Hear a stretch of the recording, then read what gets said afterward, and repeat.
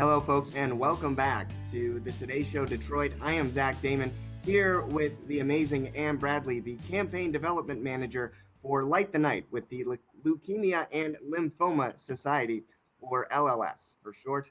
And of course, you touched on a very great point right before the break that, of course, there are unknown causes, of course, to what happens, but the research is being done, and you're making sure with the organization that people have access to these treatments. And I'm curious too. I mean, for someone that is a campaign manager and works with this organization, every day.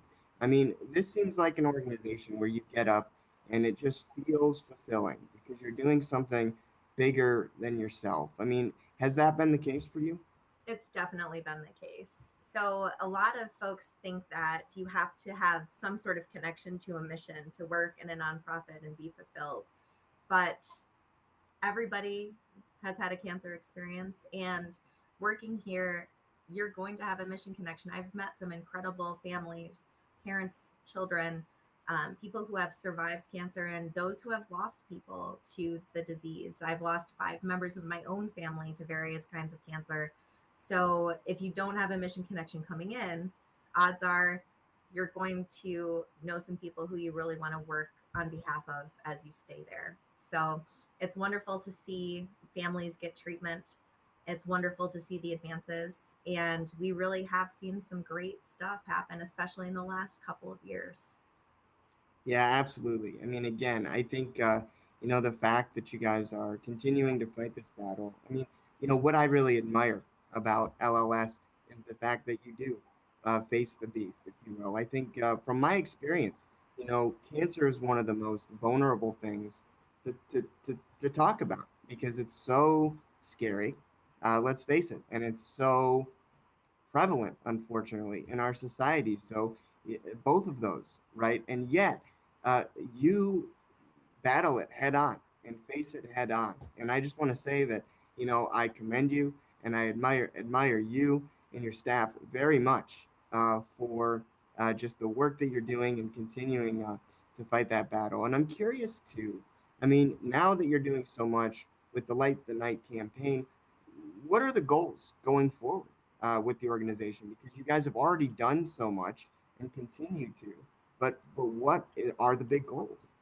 Well, our mission statement, you read it out loud, and it starts with the word cure. Our goal is to cure blood cancer, but in my heart of hearts, I believe our mission is to cure all cancer. And I'm fully confident that we are going to have cure level treatments within the decade. I can say that with no reservation. And while I'm here doing what I do, I would take that admiration and pass it on to our researchers, to our families who are struggling, to our advocates who are helping our legislators know what cancer patients are struggling with and going through. And we are only able to complete that mission through things like Light the Night. So it is our largest fundraising campaign that supports LLS. This year in Michigan as a whole, our goal is to raise over $1 million. The first year, we're aiming for the $1 million mark. And it's super important because last year alone, we helped over 4,000 families in Michigan with help things like copay assistance, travel assistance, education, and support groups. But in the past year, LLS also gave over $4.2 million in COVID financial relief. So COVID hit all of us, including cancer patients. So these are folks who are extra vulnerable. They might have been concerned about safety, getting their treatments, but also things like keeping their lights on and making sure there's food in the fridge. Like a lot of us were concerned. So we're only able to do that because of our funders, because of fundraisers, people like you, people working in the corporate sphere, our friends, our family. All of this is super important and allow us to accomplish our mission.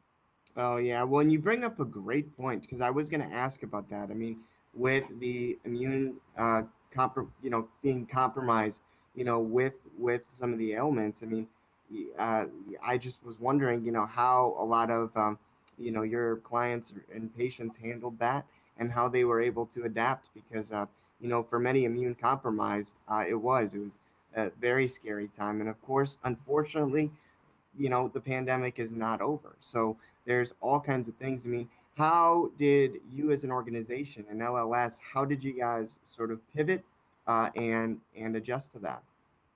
We have done a number of things, including helping people with financial assistance, as I mentioned before.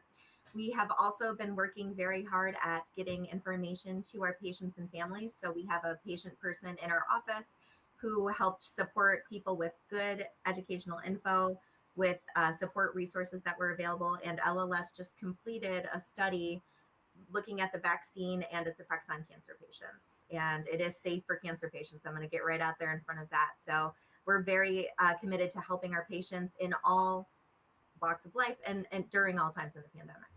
Absolutely. Well, folks, we're going to take a quick break, and when we come back, we'll have more with Ann Bradley.